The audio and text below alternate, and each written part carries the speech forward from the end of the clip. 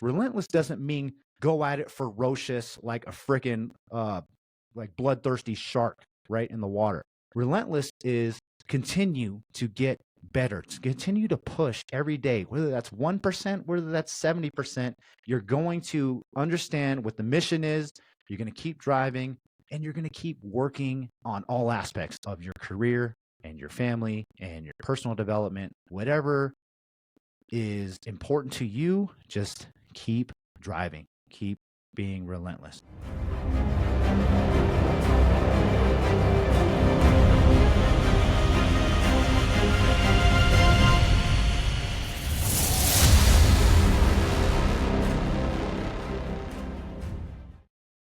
Yo, what's up, everybody? Relentless Rejects Podcast.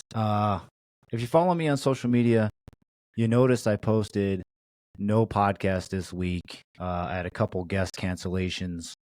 One guy got deployed with the task force, so obviously couldn't hop on. And then my other guest was Eric Budd. He had something come up. Perfectly understandable. Things happen. It's a freaking podcast. This is just entertainment, education, shit we do in our free time. So, I was gonna not do an episode, and then I realized that, there's something I can do this week, and it's just gonna be me. It's just gonna be solo this week. But I hope you find some value, and please continue to support the show. I appreciate everybody that listens and tunes in every week. If this is your first time listening, I appreciate you. Thank you so much. And don't forget to like, subscribe, all that crap, because I'm trying to spread the message out, and I need you to do that because I'm too cheap to pay for sponsors. Not necessarily cheap, I'm just broke. If anybody thinks that I'm doing this for money, I'm actually down probably over $3,000 on equipment, such as this microphone and the desk that I'm on, and the lighting and the headphones, and these two awesome flags behind me that I'm actually going to do a review on this Relentless Rejects one that is behind me. If you're watching on video, it's pretty freaking sweet. Challenge coin holder and flag. Pretty sweet. So anyways, the topic that I want to discuss this week is an article that I wrote for Firefighter Nation. And if you haven't noticed in the past few episodes, almost all of them, I talk a lot about family. Discussed the thing family first. Last week was Corley Moore. We talked about his relationship with Amanda and all the things that they're doing and the great season of life that they're in, but how that wasn't always the case. And I continuously battle this. And I'm sure everybody that's an into the job fireman that wants to make an impact, that wants to improve their profession and master the craft, you have a hard time going back home and focusing all your time and energy on your spouse, on your kids, on the things that need to get done around the house, because you give so much to the fire service. When you get home, you're freaking exhausted, right? And we struggle trying to get our spouses to understand why we want to go to conferences, why we even listen to these podcasts, why we're in the books, why we give so much at the firehouse with training and fitness and crew unity and culture. It's so hard to explain and to get buy-in from the spouse, because the only thing that the spouse notices is that you're gone. And while you're gone, whether you run a 48, a 24, you're volunteer, when you're gone, you're gone. So when shit happens around the house, they got to fix it, and they're kind of mad at you for it, right? It's understandable. Our job is unique to that, unless you're in the military and you're going on deployments, which I've done. And trust me, 6 to 8 month deployments in the middle of the ocean, it's hard to get a spouse to back you every single day. And that's why I didn't get married in the military. Just a fun fact. But man, hats off to our spouses. Anyways, that's the preface to this article that I wrote.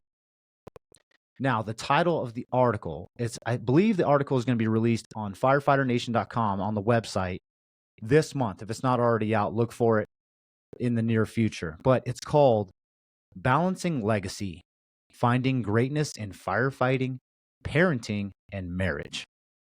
All right. So obviously, I'm going to hit it pretty hard with all three topics and the coined term legacy, right? Because I think a lot of us want to leave a legacy. It's a hard truth that when we're done with the fire service is done with us too, and that's a hard reality that we're going to have to live with. So anyways, the article starts out like this. Remember when you decided to become a firefighter?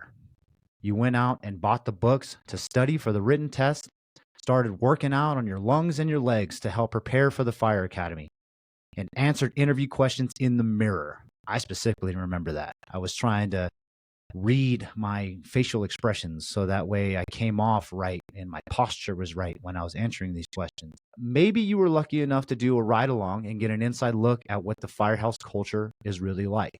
I also did that. I rode with Aurora Fire out here in Colorado. I rode with the truck company, and it was an interesting perspective for sure. Aurora is a bigger house.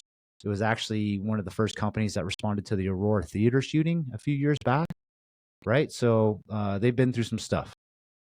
Anyways, after the ride along, soon after, you start to dream about the day you get to ride the rig and respond to calls. Flashing brights while running red lights, right? That's the sexy stuff. My wife always asks me why I get mad on my off day about why I get so mad at red lights and traffic. I hate that. First world problems, right? I absolutely hate red lights. And the worst thing is my baby hates them too. Whenever we're stopped and we're not moving in the car, she starts screaming. So not only do I hate them, but my baby hates them, which makes me hate them even more. Anyways, yes, on the job, running emergent, getting traffic to move out of the way. Hopefully they do it properly, which they usually never do. That's the fun stuff, right? So you finally get the call. You are the next candidate to attend the upcoming fire academy. You can't wait to tell your parents the news, right? Young, fit, and enthusiastic, nothing else exists outside of the academy. You know that there's not much time for anything else because if you fail here, your dream is squandered, right? You can't fail in the academy, otherwise you're done. You persevere through the early mornings and excruciating burn days with an air pack and mask for 8 hours a day. You can barely lift your arms, yet you push on. You know what's at stake. This is your career. This is your goal. This is your dream, right? You gotta push. Then the moment arrives, graduation day. You are a completely different person. You have new lifelong friends, right? People that you grinded with in academy.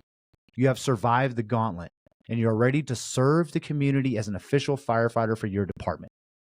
You raise your hand and you take the oath of service, which I don't know about you. Early in this career, it wasn't emphasized to me how big and important the oath is that we take.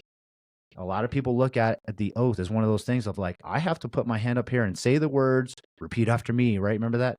Say the words so I can get my badge and I can go on about my day and collect my paycheck and go serve. But as I've served, right, in the fire service, the oath is everything. It's our foundation, right? But unfortunately, I wasn't taught that early on. Anyways, after you have said your oath, you have a loved one, whether it's your mom, your siblings, your dad, you have a loved one pin your badge on your uniform. You remember this? I mean, for us, we had a graduation. We were up on the stage. Spouses came up after all the speeches, the bags and pipes, and the Pledge of Allegiance. And for me, I had my girlfriend, now my wife, pin the badge on my chest. And I was 1,000 feet in the air, right? This is the proudest moment of my very young career. I had volunteered before this in Pensacola, but this was the start of my actual career. I'm doing this for a paycheck. And, I had thought I made it. I mean, basically you do. You made it in life. After graduation, you make it through probation. You continue to learn and you find some mentors if you're lucky. Those mentors hopefully encourage you to attend outside trainings and conferences, read books, listen to firefighter podcasts like this one. You are all about the fire service. You are passionate and you give it your all. Don't you wish we were all like that? But you listening to this, that was you, right? Or that's at least you today. And it goes that way for a time. You're given 110% to the fire service. But if you're lucky enough, your life changes for the better, right? You find that spouse, or maybe your girlfriend you propose to, or your boyfriend, whoever you are listening to this. You find your spouse, someone to spend the rest of your life with, and you have children together. It is a beautiful phase of life. Becoming a parent, though, has suddenly become the proudest moment of your life now. The responsibility of being a good parent and spouse is not an easy one.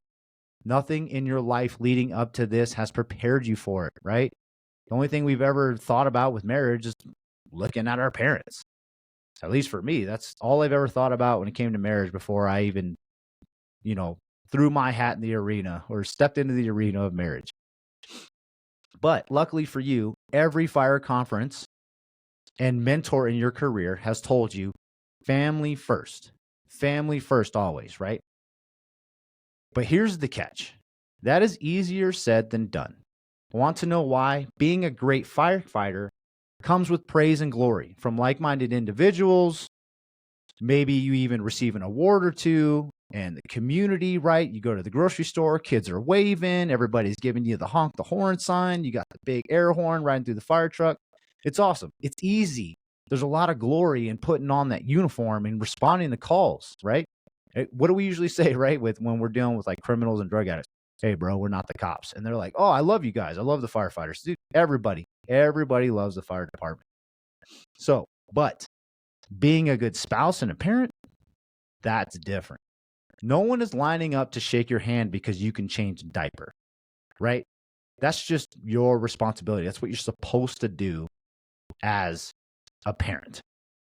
There are no conferences that you want to go to anyways for being a good spouse. I know I don't.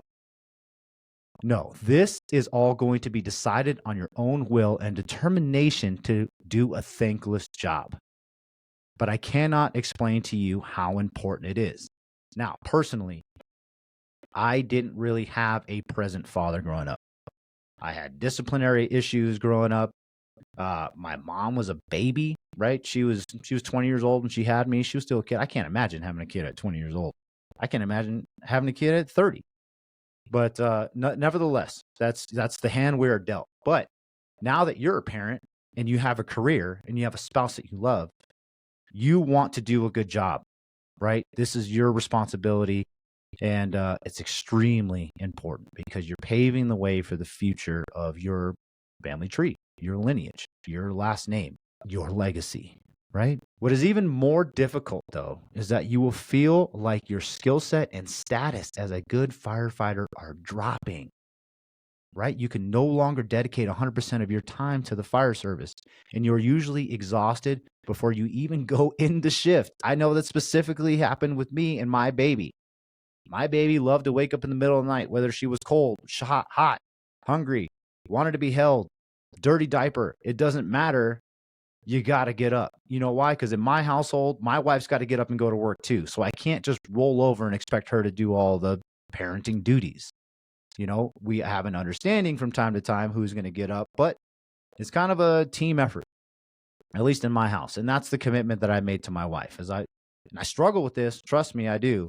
But we try to have balance. And if you're a man listening to this, know that your spouse, as far as parenting goes, she's working 1,000 times harder than you because, man, it's just so much easier for them. At least my wife is a great mother. And I'm so fortunate, but it makes me feel like a piece of shit because I'm just trying to struggle. I want to kick doors in and break shit. You put this fragile baby in my hands. I'm struggling, right? I'm just trying to feed it and keep it alive and keep it clean. It's just, I don't know. It's not natural for me. Anyways, let's get back to your career in the fire service though, right? When you were getting awards and kids were waving at you and you were calendar fit, right? You were just eating meals and you're jacked, right? That recognition though and glory dwindles because you're in parenting mode. You're unfortunately maybe getting that dad bod. Not everybody. I'm just saying for some people, right? Your workout time goes down. Your meals are sporadic and not as dialed, right? It's just a fact of life. It's your phase. It's the season of life. If you are committed to your child and your spouse during these times, something's got to give. You got to be able to balance everything. You cannot give 100% to each bucket. You can't be 100% firefighter, 100% husband, 100% father or mother, right? You got to spread it out. And that's the struggle we are dealing with, right? You're having a hard time with it, though, mentally. You start to ponder, how can I continue to be a great firefighter while also being a great spouse and parent? right? Dude, they don't teach us this in academy. You don't teach us this on the job. You must make decisions that impact more people than yourself.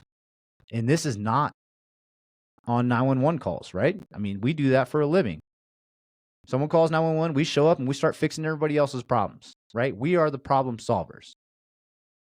But there's no 911 in your house. You are it. You and your spouse are it. So there's no sugarcoating it. This is one of the hardest phases of your life. But it's beautiful, just so you know. It's absolutely beautiful if you give it the time and energy. But let me give you some assurances. You will always be great if you protect the home front. Take care of your family first. It will be your family by your side when your career ends, if you do it right. The hard truth, and I said it earlier, is the fire service will move on without you. If you commit to your family, there's a good chance that there will be multiple generations to carry on your legacy. That's just fact. That's playing the long game, right? You have kids. Those kids have kids. Your grandpa, your grandma, and then next family reunion, when you're old and crusty, you got 60 grandkids around you, right? Like, that's a legacy. That's beautiful. We just don't think that far ahead. Like, I'm that guy that when you ask the patient, what day of the week it is, I have to look at my phone or my watch to see what day it is, because I don't even know what day it is. That's me. I don't plan shit past my 48-hour shift.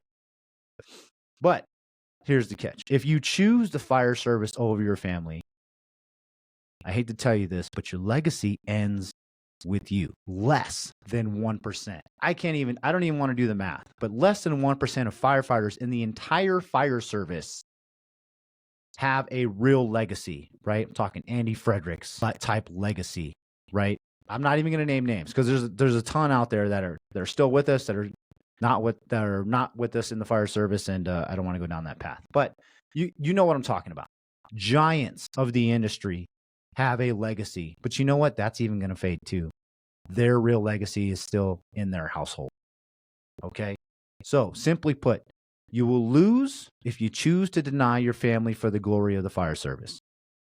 If you focus on balancing your love and passion between family and fire, greatness will never leave you. As long as you are good and you are doing the best you can and making the right decisions for your career and your family at the same time, greatness doesn't go away, right? You might look a little different in the calendar, or not in the calendar, but the mirror in the camera, and your skills might dwindle just a little bit, but that's just a phase. It's going to come back. And if you're committed when you're on shift, get after it. Get after it, right? Get in your gear, sweat it out, hit the forcible entry door, whatever you got to do, stay on top of it. But you got to have the balance. If you don't have the balance, something's going to give, and you don't want the family to give. You don't want to be all fireman all the time. We can't be rah-rah masculine hero shit all the time. You got to be able to turn it off for your own mental health. All right? So stay the course, persevere through this struggle like you did early on through the academy, right? You persevere through all the challenges of the academy. Now, this season of life, you got to persevere. And I have found that balancing family and fire is a lot easier when I blend the two, right?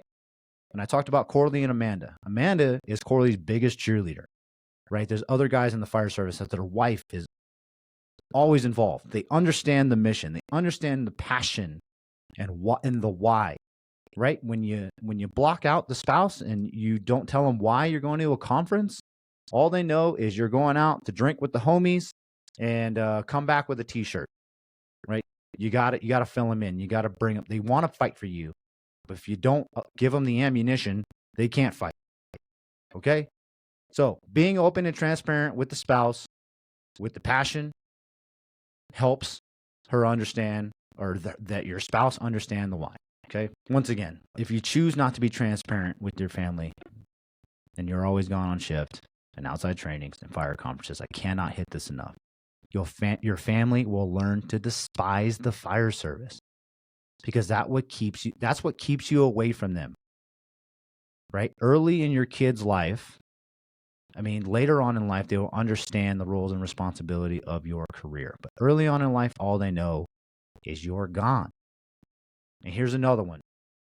We talked about the family first mantra being harder to actually execute than it is to just say. It's easy to say it. It's hard to execute. Here's another one, though.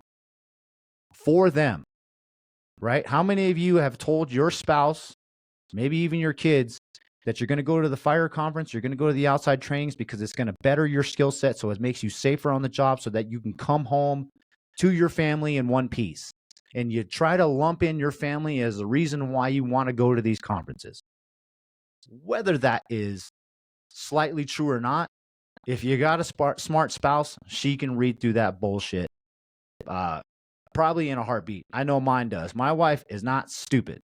She knows that I have a great time at these conferences. She knows I do networking and increase the brotherhood and get some great stuff. But she says, and I'm sure your spouse might say, do not try to use me as an excuse for you to go out there and have the conference. That is for you. Own that shit. Own that it's for you and your career and your skill set. But your family doesn't necessarily get the full advantage of you being gone to go do that stuff. So that's just an insider tip from me because I tried to pull that card and it did not work. So, all right, closing this out. And I'm so glad that you got this far and appreciate you for listening. And once again, if it hits a little bit close to home, reach out, hit me up because I struggle with this too. So if you got the secret sauce, you got the recipe, you know how to overcome all these challenges, I'm looking for answers. So please help me, help others, help me, help you, right? Establishing a legacy is not an easy achievement to attain.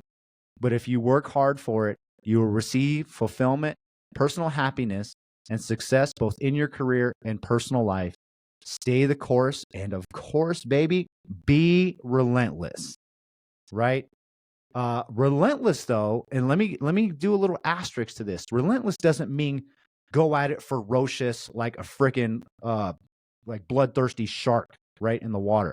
Relentless is continue to get better, to continue to push every day, whether that's 1%, whether that's 70%, you're going to understand what the mission is. You're going to keep driving and you're going to keep working on all aspects of your career and your family and your personal development, whatever is important to you, just keep driving, keep being relentless. Okay. All right. That's going to close out the episode this week. I'm sorry I don't have a guest this week. But if you found value in this, like me just coming on, talking about this article that I wrote and talking about family, please let me know if it brought value. And also, I'm okay with negative feedback, right? If you don't ever want to see me on here again and you just want to hear guests, I'm cool with that. Just let me know what you prefer, if this brought value to you. I need the feedback. Otherwise, I'm going to keep doing dumb shit and you're going to hate it and you're not going to stop following. And then I'm going to run out of people to talk to. So, all right. I'll see you next week. I imagine, I'm not going to get any cancels next week. So we're going to have some guests for you on the next episode of the Relentless Rejects Podcast. Thank you so much. I'll see you again.